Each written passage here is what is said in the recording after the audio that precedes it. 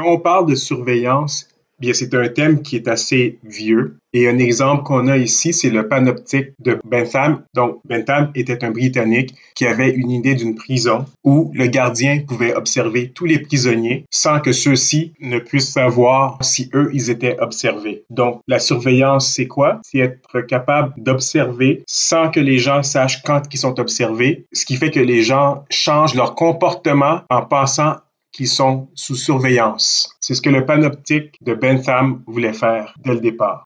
Il y a une certaine ironie que Jeremy Bentham, qui était un philosophe britannique qui prônait le libéralisme, l'égalité entre les sexes, l'abolition de l'esclavage, l'abolition de la peine de mort, donc il était vraiment à l'avant-garde du côté de ce qu'on appelle le libéralisme et les droits individuels, ait été la même personne qui ait conçu un système où les droits des individus sont presque éliminés par une surveillance et un contrôle total dans un système. Donc, je trouve ça très ironique que ça vienne de la même personne. Et ce sont des choses que j'aurais aimé discuter et critiquer. Ce qu'on peut voir ici, c'est que même dans des systèmes, même les gens qui se disent les plus libéraux, les plus ouverts, peuvent avoir des idées de contrôle et de surveillance. Pour parer la surveillance, pour en être conscient, c'est un exercice que nous devons faire chaque jour. Donc, c'est pour ça que la surveillance, on peut la voir de quelque chose qui se fait de l'État, le pouvoir envers les individus, mais c'est aussi quelque chose que les communautés, que les gens font entre eux. On va voir ça bientôt. L'idée de Bentham a été reprise d'un côté de la théorie sociale, mais certaines applications ont été faites, mais ça nous donne une idée de qu'est-ce que la surveillance en général. La surveillance, c'est pas un nouveau phénomène. C'est un phénomène qui existe depuis tout le temps. Les voisins dans les villages ont toujours observé ce que les autres gens du village faisaient. Dans les plus grandes villes, la surveillance, c'est un peu plus difficile. Il y a moins de gens qui nous connaissent. Il y a moins de surveillance, on pourrait dire, sociale entre nos pairs, entre les gens qui nous connaissent. On est des étrangers, on est des numéros. Sauf que, avec, encore une fois, l'économie de l'information, ces choses-là changent. Maintenant, on laisse des traces partout où on passe avec des techniques qui laissent des documents, des informations qui sont codifiées et donc qui peuvent être récupérées. La surveillance ici fait partie du tout quand on regarde le droit de la communication, quand on regarde des questions comme les renseignements, l'accès légal, la vie privée. On voit tout de suite que la surveillance est un morceau clé de tous ces éléments-là qui caractérisent la société dans laquelle nous sommes présentement. Et maintenant, avec la pandémie du COVID, on pourrait même appliquer les théories de surveillance que l'on connaît déjà au cas présent où il y a une forme de surveillance sociale. Je connais des gens qui se sont fait rapporter parce qu'ils ont quitté leur appartement et que d'autres personnes disaient, mais pourquoi est-ce qu'un tel, une telle quitte l'appartement? On leur a dit de rester à la maison. Pourquoi est-ce qu'ils ne restent pas à la maison? Les autorités ont contacté ces personnes-là pour leur demander, mais pourquoi vous sortez? Pourquoi vous ne restez pas à la maison, monsieur, madame? Donc, c'est ça la surveillance. C'est pour ça que la surveillance, l'État peut la faire, mais la surveillance peut aussi venir de nos pairs et des autres gens. Et c'est ce qu'on va regarder rapidement tout de suite.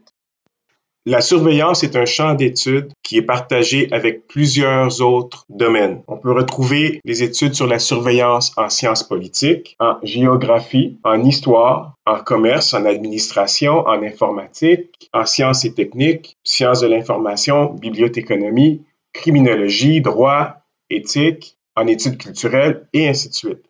Quand on regarde la surveillance d'un point de vue des sciences politiques, on regarde le pouvoir. Donc, on regarde le pouvoir d'un groupe sur un autre. Quand on regarde la surveillance d'un point de vue géographique, on regarde la surveillance dans un espace donné. Donc, comment est-ce qu'on peut contrôler les gens qui circulent dans un territoire en particulier? Quand on regarde la surveillance d'un point de vue historique, on regarde la surveillance à travers le temps. Les approches qui sont utilisées en surveillance sont souvent ce qu'on appelle des approches critiques. Donc, ce sont des approches qui nous viennent du marxisme, du féminisme, des études culturelles, donc tout ce qui critique un système hégémonique ou un système orthodoxe. Un élément qui est important quand on regarde la surveillance, c'est la place de la technique.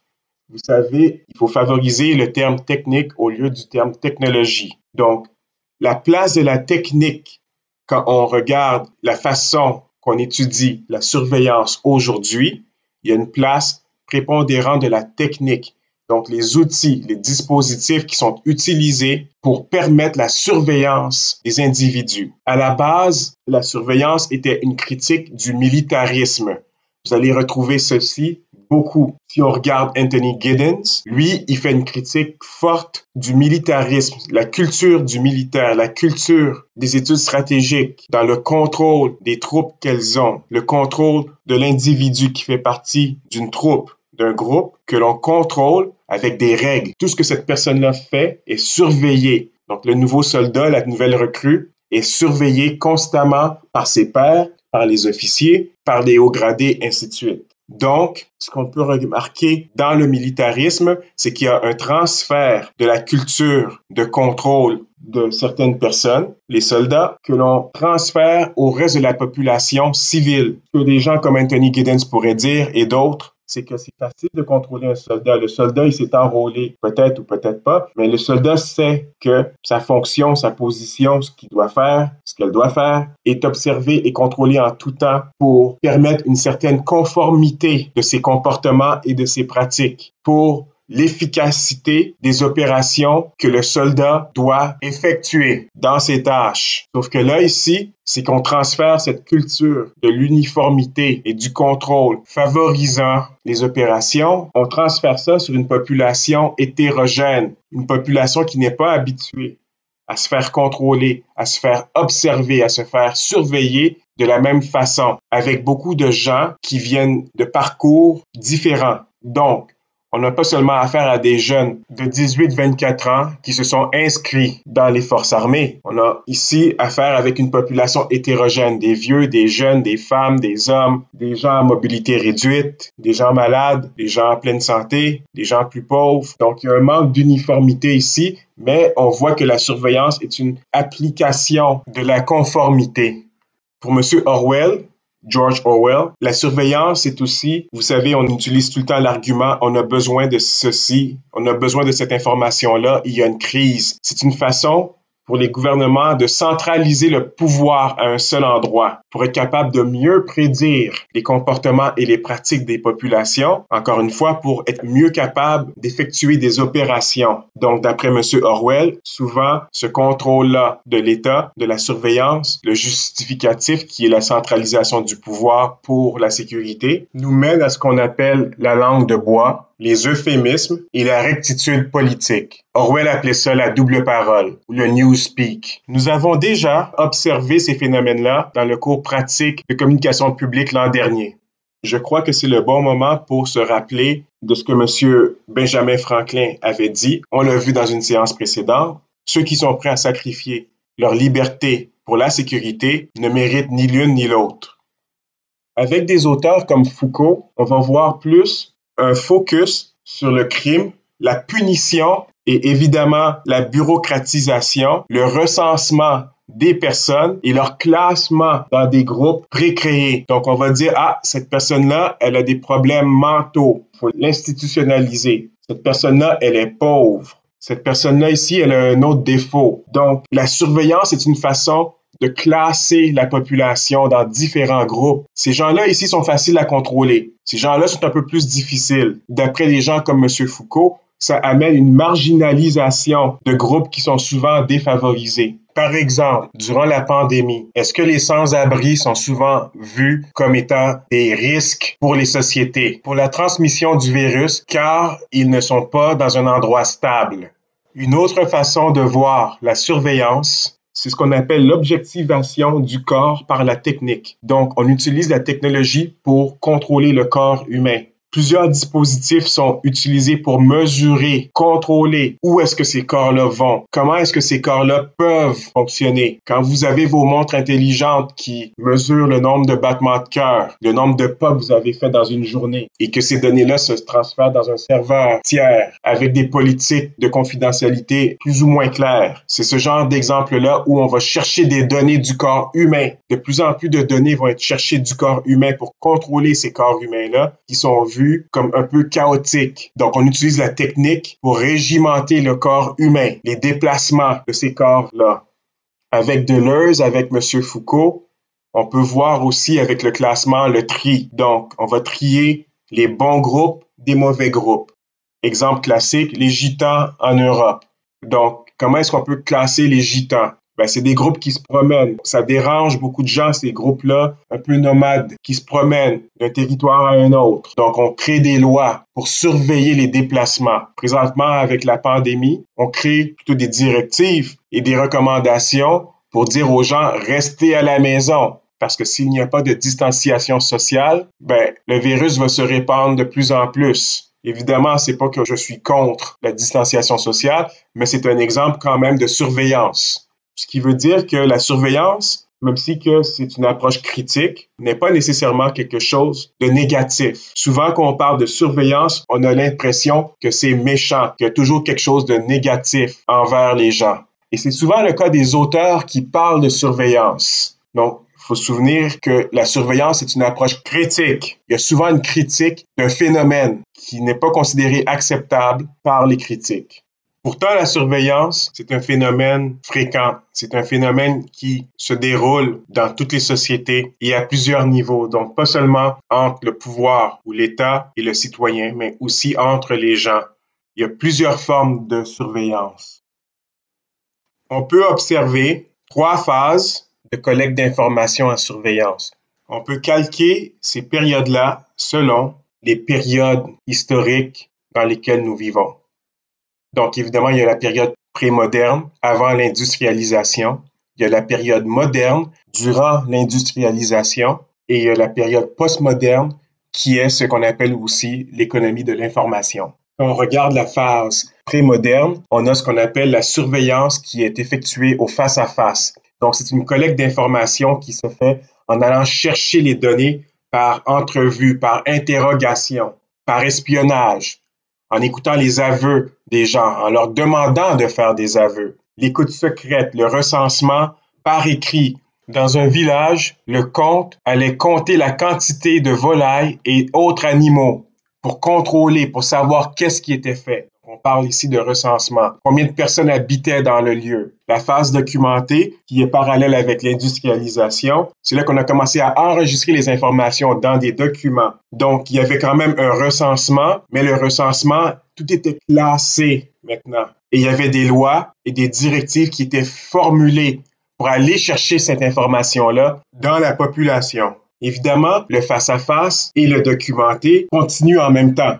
Pensez ici aux 3 petits cochons. Le premier cochon avait une maison en paille. Le loup a soufflé sur sa maison. Deuxième maison, le petit cochon avec la maison de bois. Le loup a soufflé là-dessus. Troisième maison, on appellerait ça la phase interfacée. C'est là où la technique rentre, la technique numérique. Donc, c'est la période postmoderne, l'économie de l'information, mais c'est aussi la 3e maison faite de briques, où la surveillance continue. Cette forme de surveillance, c'est celle qui nous est la plus familière. Mais il faut comprendre ici, dans mon analogie, que les 3 petits cochons, donc la phase face-à-face, la phase documentée et la phase interfacée, habitent tous dans la même maison de briques présentement. Donc, le face-à-face, le documenté, continue dans l'économie de l'information.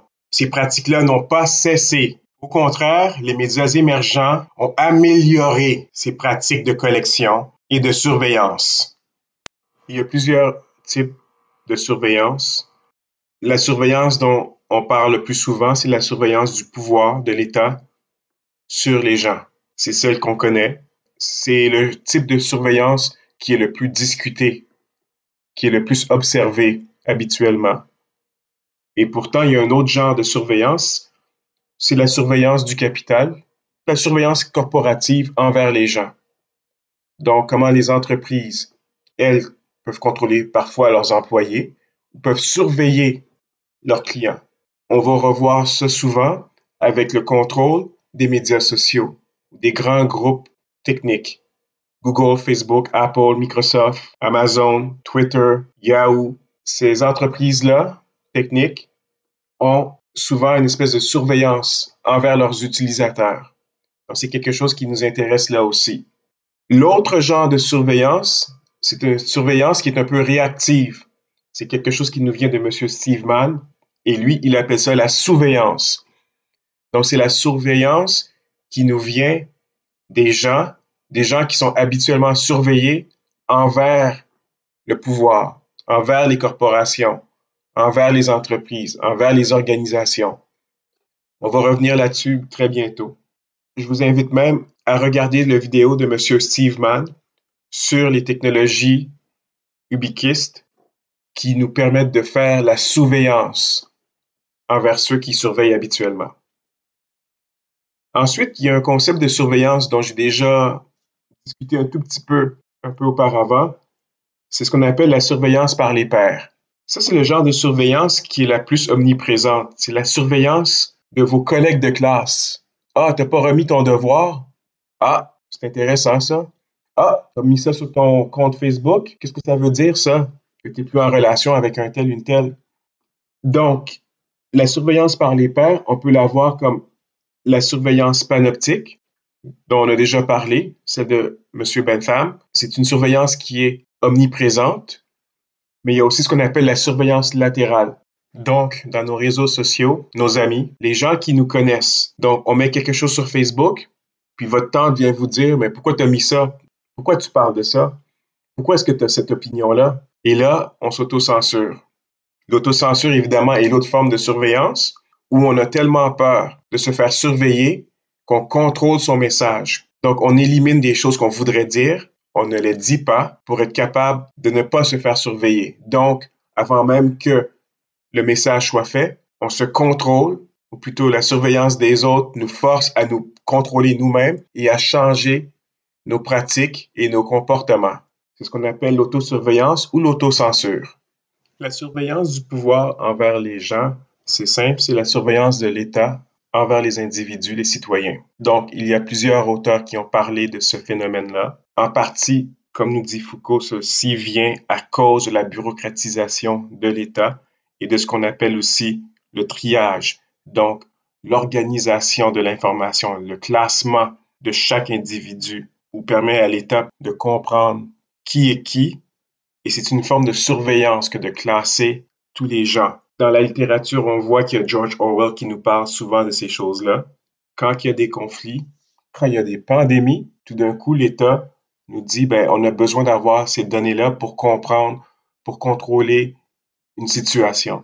Donc, j'en ai parlé dans les séances précédentes et on va sûrement voir un appel à contrôler les données cellulaires des gens pour savoir où les gens circulent, pour être capable aussi de retracer qui a pu infecter qui. D'un point de vue sanitaire, oui, ça peut être utile, mais d'un point de vue de liberté civique, il y a d'autres questions à se poser ici.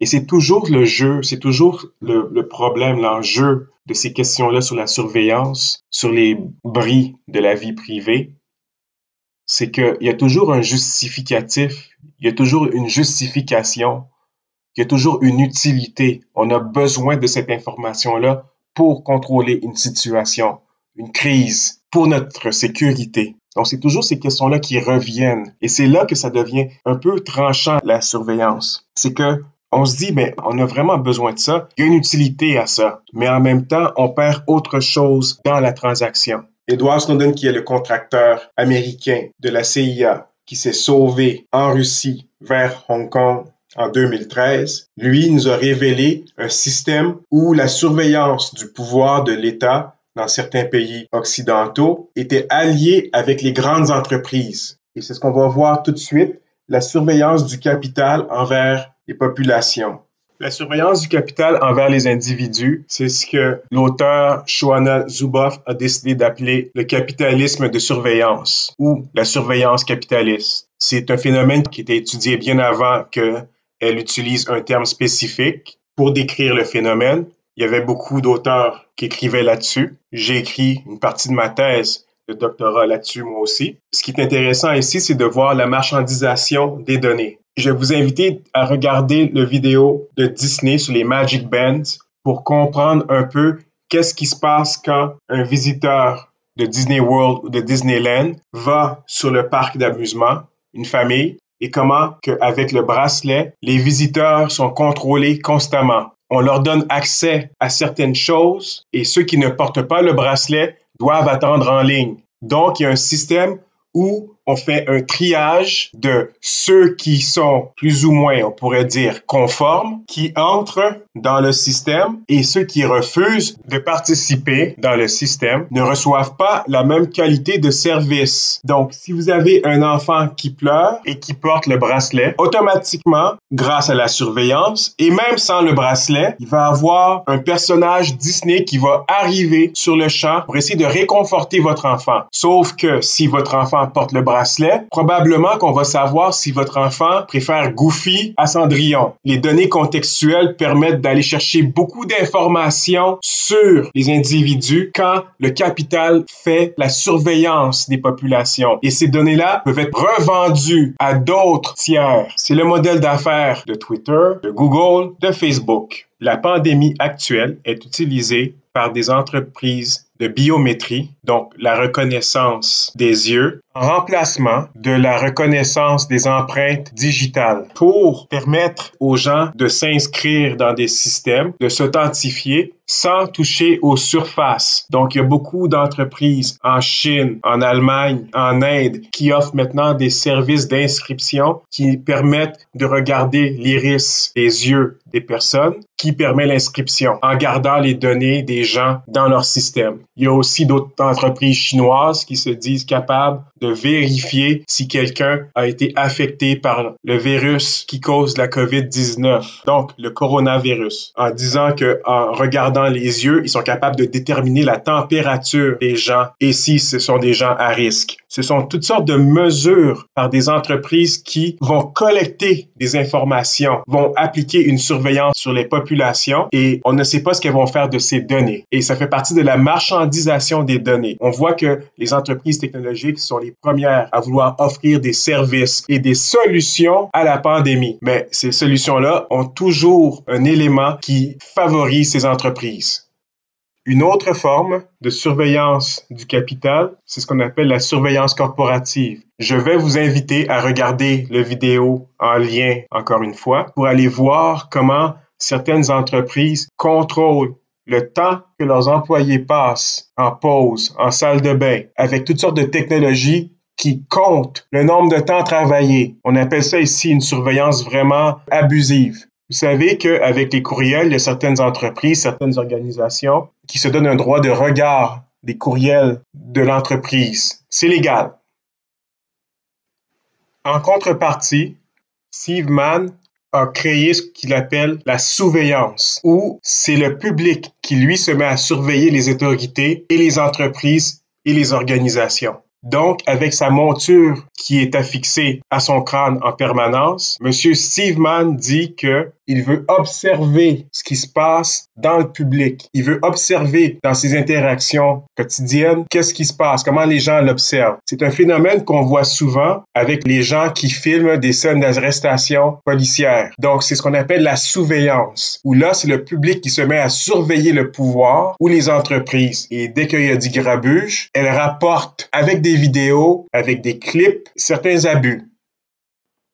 Donc, quand on parle de surveillance, on a tendance à penser que c'est quelque chose que les autres font contre nous, que c'est soit l'État ou les grandes entreprises. Mais moi, ce que j'aime faire, c'est poser la question à vous, les étudiants, et savoir quel est votre niveau de tolérance de la surveillance et est-ce que vous seriez prêt à la faire vivre à quelqu'un d'autre. Par exemple, on a les formes de RFID intégrées dans les mains des personnes. Ce sont des puces que l'on peut intégrer dans le corps humain ou dans le corps d'un animal pour permettre la détection d'un enfant perdu, d'une personne âgée désorientée ou d'un animal qu'on aurait perdu. La question que j'ai pour vous, seriez-vous prêt à mettre une puce sur votre animal? En général, la plupart d'entre vous vont me répondre « Oui, monsieur. » Ben oui, si mon chat ou mon chien est perdu, avec la puce, on peut le retrouver facilement. Parfait. Mais maintenant, la question, c'est, seriez-vous prêt à intégrer une telle puce dans la main, la peau, à quelque part, d'un enfant ou d'une personne âgée dont vous avez la responsabilité pour prévenir que ces personnes-là soient perdues? Seriez-vous prêt à le faire? Si on était en classe, on aurait pu avoir un beau débat là-dessus, mais c'est de la surveillance, ça aussi. Et il faut savoir qu'avec les techniques, qu'il y a beaucoup de choses qui semblent naturelles. Pour un animal, la plupart d'entre nous diraient oui. Pour une personne, non, on commence à se poser des questions, malgré qu'il y a des avantages d'être capable de trouver quelqu'un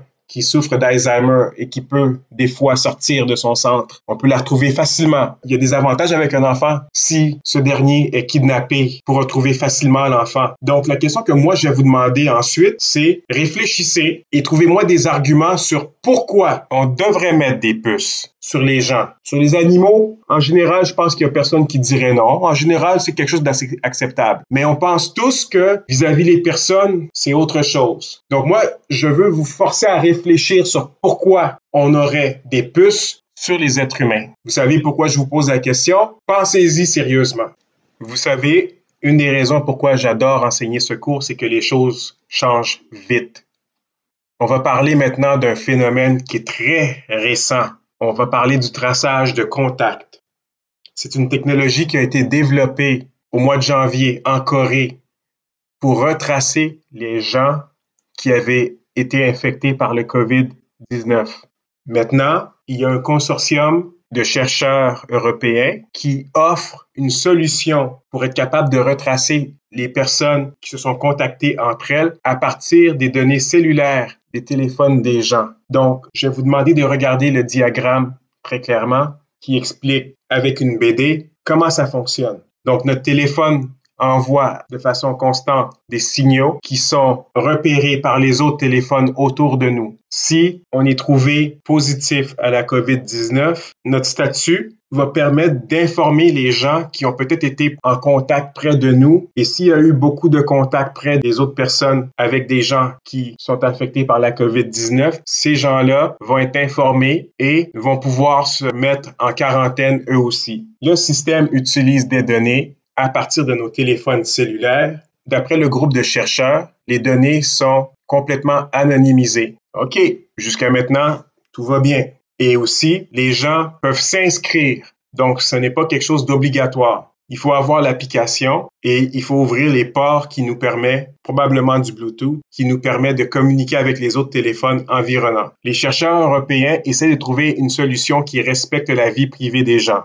Parfait. Sauf que vendredi, Apple et Google ont annoncé qu'ils voulaient offrir un service similaire, qu'ils voulaient même s'associer plus ou moins avec les chercheurs pour faciliter le retraçage de contacts de gens qui auraient été affectés par la COVID-19. C'est là que ça devient intéressant. Donc, on l'a vu précédemment, les grandes entreprises cherchent des solutions pour aider les gouvernements de la planète avec la COVID-19. Les entreprises comme Google et Apple sont bien placées car ou bien on a un téléphone en général Android ou bien on a un téléphone de Apple qui fonctionne sur iOS. Donc, c'est facile pour ces deux grandes entreprises-là de créer un système où tous les téléphones peuvent se parler et qu'on puisse retracer les contacts des gens infectés. Ici, on voit quelque chose qui revient. C'est un thème que Shohana Zuboff nous dit avec la surveillance capitaliste ou le capitalisme de la surveillance. C'est qu'il y a toujours un intérêt pour les grandes entreprises d'aller capter des données. Même si qu'ici, les deux entreprises nous disent on veut rien faire avec les données. Même qu'on veut utiliser un système décentralisé où nous-mêmes, on n'a pas accès à ces données-là. Mais on veut quand même vous donner la technologie pour le faire, parce qu'on est capable. Il y a un peu une culture où on se dit, ces grandes entreprises-là sont capables de trouver des solutions, donc elles vont nous aider. Donc, au lieu de peut-être donner de l'argent dans un fonds pour fabriquer des masques ou des ventilateurs, elles vont trouver des technologies, des techniques pour être capables de retracer les gens.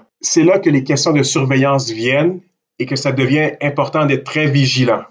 Je vais vous demander d'écouter l'entrevue de Harald Balkan avec le réseau Al Jazeera sur est-ce qu'on devrait laisser Apple et Google faire de la surveillance à partir des téléphones cellulaires des gens sur le traçage de contacts pour la COVID-19. Écoutez bien l'entrevue. Il y a quelques erreurs factuelles dans l'entrevue, mais c'est une très bonne introduction à un sujet qui est très nouveau, un sujet qui date d'une semaine et moins. Donc, ce sont des problèmes de la surveillance qui continuent. Ce qui est intéressant ici, c'est d'être capable de prendre toute la connaissance qu'on a déjà acquise auparavant sur la vie privée, la confidentialité, la surveillance et l'appliquer au cas présent. Posez-vous des questions. Pour l'instant, le système de traçage de contact est un système volontaire. Qu'est-ce qui arrive demain? Ça devient un système obligatoire. Si nous devons tous avoir ces applications sur nos téléphones pour être capables de se déplacer en société. Qu'est-ce qui arrive quand il y a une autre crise ou un autre besoin de retracer la population? Maintenant que la technologie est déjà préinstallée sur tous les téléphones, qu'est-ce qui empêche un gouvernement de dire, à partir de maintenant, on va tracer les gens constamment? C'est déjà possible avec les données cellulaires des compagnies téléphoniques. On ne peut pas le fermer. Ils savent constamment où nous sommes. Et vous allez remarquer que Radio-Canada et CBC utilisent ces données-là sans que les gens se soient inscrits pour déterminer est-ce que les Canadiens respectent les règles de distanciation sociale. Ils sont capables de déterminer si on se déplace ou pas déjà. Ils sont pas capables de déterminer présentement si on a contaminé quelqu'un d'autre, mais ils sont capables de déterminer si on se déplace. Est-ce que vous avez accepté qu'on prenne vos données cellulaires pour faire des gros diagrammes de tous les Canadiens, de tous nos déplacements? Je me rappelle pas avoir accepté ça récemment, moi. Vous non plus probablement, mais pourtant, aux nouvelles le soir, on voit les diagrammes. Est-ce que les Canadiens se déplacent? Oui ou non? C'est très nouveau, ça. Posez-vous d'autres questions sur certains des intérêts de Google et de Apple. Nous savons que les deux entreprises ont des montres cellulaires qui sont capables d'enregistrer les données de santé des utilisateurs. Google a un intérêt dans les données de santé de ses utilisateurs. Ça existe déjà. Aujourd'hui, c'est la COVID. Demain, c'est quoi? Et c'est ça la surveillance. C'est que ça commence avec un petit morceau et de plus en plus, on en demande plus et plus et plus et plus et plus. Apple, les mêmes intérêts eux aussi. Posez-vous ces questions-là. C'est à vous de déterminer est-ce que c'est quelque chose que vous voulez. Voulez-vous vivre dans une telle société ou non? Rappelons-nous tout le temps de Benjamin Franklin. Ceux qui sont prêts à sacrifier leur liberté pour la sécurité ne méritent ni l'un ni l'autre. On va parler des théories de la conspiration et de la surveillance. Quand on étudie, quand on explore le monde de la surveillance, c'est très facile de tomber dans ce qu'on appelle les théories de la conspiration. Les théories de la conspiration, c'est des exagérations et c'est de la désinformation. Il faut vraiment faire attention quand on étudie la surveillance, quand on fait des allégations sur la surveillance pour ne pas tomber dans ce panneau. C'est très facile. Ce que j'aimerais que vous vous rappeliez quand on parle de la surveillance, pour faire attention de ce qu'on appelle les théories de la conspiration, c'est de vous rappeler de M. Ulrich Beck et la Société du risque. Quand vous regardez des dépêches, des informations qui semblent un peu louches, qui semblent exagérées, rappelez-vous tout le temps de M. Ulrich Beck et la Société du risque. Rappelez-vous les théories qu'on a déjà apprises ensemble sur qu'est-ce que le risque. Donc souvent, les théories de conspiration vont toujours aller vers l'extrême, vont toujours aller vers le pire scénario. Et rappelez-vous ce que M. Ulrich Beck nous rappelle, que quand on regarde le risque, c'est que les gens alimentés souvent par les médias se font des idées sur les pires scénarios qui peuvent arriver en se basant sur des phénomènes humains comme les pandémies, les crises économiques, les problèmes d'environnement et ainsi de suite. Et c'est toujours vers le pire, avec l'épée de Damoclès qui nous pend sur la tête et qui encourage les gens à voir les pires scénarios. Donc, il faut comprendre les théories de conspiration comme une extension de la société du risque, de la réaction que les gens ont vers les incertitudes et certains en profitent pour créer des narratifs qui vont vers les catastrophes et les désastres ou, souvent avec les conspirations, des théories où le gouvernement veut prendre le contrôle sur tout. Il y a toujours un brin de logique qui manque dans ces théories-là. C'est souvent comme ça qu'on peut facilement discerner si c'est une théorie de conspiration ou si c'est quelque chose d'assez sérieux. Donc, M. Beck nous rappelle que avec la société du risque, plusieurs drames, plusieurs risques humains, comme les pandémies, les problèmes environnementaux, les problèmes économiques, sont exagérés souvent par les médias et sont en circulation et les gens en discutent constamment. Et les gens ne sont pas des experts et les gens vont extrapoler là-dessus et se faire des idées, vraies ou fausses, qui ne ressemblent pas à la réalité de ce que les experts pourraient dire. Donc, ils vont prendre un sujet, un thème donné et ça va être extrapolé. Il y a beaucoup de gens qui profitent de crises comme la pandémie actuelle pour créer des narratifs qui deviennent des théories de conspiration. Les théories de conspiration sont souvent non fondées sur la logique. Quand on regarde plus loin, quand on creuse un petit peu, on voit que ça ne tient pas la route. Ce sont des idées toutes conçues qui souvent sont parfaites quand on les regarde. Tout a l'air de bien s'aligner. Mais en général, quand un phénomène s'explique aussi facilement et est aussi bien expliqué, donc manque de complexité et de nuances, on a souvent affaire avec des théories de la conspiration. Et présentement, il y en a plusieurs qui circulent. Si on regarde ici, on a discuté du traçage de contacts. Il y a des théories de conspiration qui ont été faites sur le traçage de contacts. Le premier exemple, c'est avec le traçage des contacts. L'utilisateur sur Twitter nous dit que le gouvernement va en profiter pour tout contrôler. Évidemment, ça n'a rien à voir avec la réalité. Oui, le phénomène du traçage de contacts, on vient juste de le regarder. C'est un phénomène qui existe vraiment. C'est discuté clairement. On peut aller chercher toutes les données là-dessus. Mais ce que l'utilisateur sur Twitter ici, Dan Dix, qu'est-ce que lui il fait? Il fait une extrapolation, une exagération de la réalité. Si on creuse plus loin dans ses écrits, on voit qu'en général, il a tendance à aller dans ces directions-là. C'est certainement pas une source fiable. Il faut faire attention. Il faut utiliser beaucoup de discernement. Le deuxième exemple qu'on a, c'est pas une idée de l'interlocuteur, mais c'est une idée qui est rapportée par cette personne-là qui veut que la technique 5G crée des symptômes similaires à la COVID-19.